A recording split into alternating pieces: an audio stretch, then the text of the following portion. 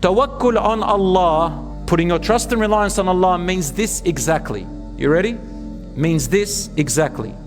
It means you do everything you can. Then, whatever the outcome, you think of four things. Four things that will keep you going, inshallah. One, whether good or bad, Allah has a plan for me. The outcome happens and you say, Subhanallah, Allah has a plan for me. What is it? I don't know, but He has a plan.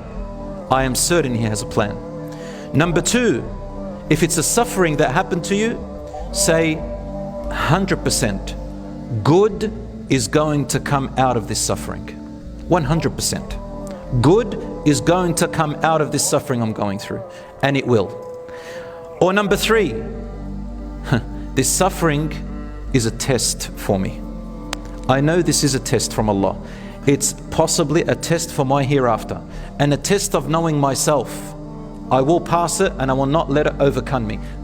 You know that test one and this suffering and all that? The shaitan will come to you right at the point of your lowest point. He will come to you right at the point where the outcome happens. Sometimes you might think, oh, I expected more of an outcome. It didn't happen that way. The shaitan comes to you and says, I've got him. I've got him and her. I'm going to start whispering right now.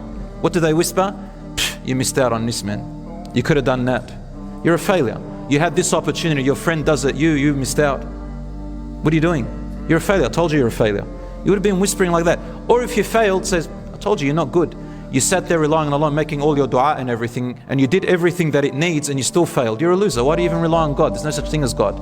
The shaitan will get you right there, brothers and sisters, right there. Sometimes the shaitan will come to you and say, pray more, pray more. Pray more, pray more, pray more, pray more. As soon as you think you failed in something, he'll say, see, I told you. You prayed all those prayers, all these sheikhs are telling you something, you failed still. Leave prayer. Right there is where the shaitan uses vulnerability. But guess what, brothers and sisters? The shaitan has no power over you.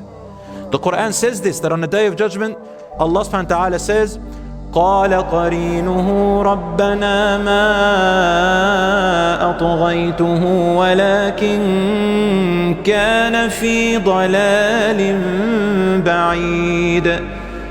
His own or her own shaitan that is born with him, the qareen, will say on the Day of Judgment, oh my Lord, I did not make them go astray, but he or she was too far.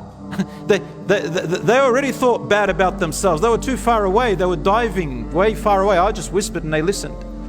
In another verse, the shaitan says, Iblis himself stands in hellfire and makes a khutbah, a sermon, and says to everybody in hellfire, hey everyone, let's make a deal right now. I know you're all going to blame me. Let's just agree. I don't blame you. You don't blame me. Every man to himself. I just called you and you listened. So don't hold anything against me, man. I had no power over you. Wallahi, the shaitan will say that. So you have power over yourself, brothers and sisters.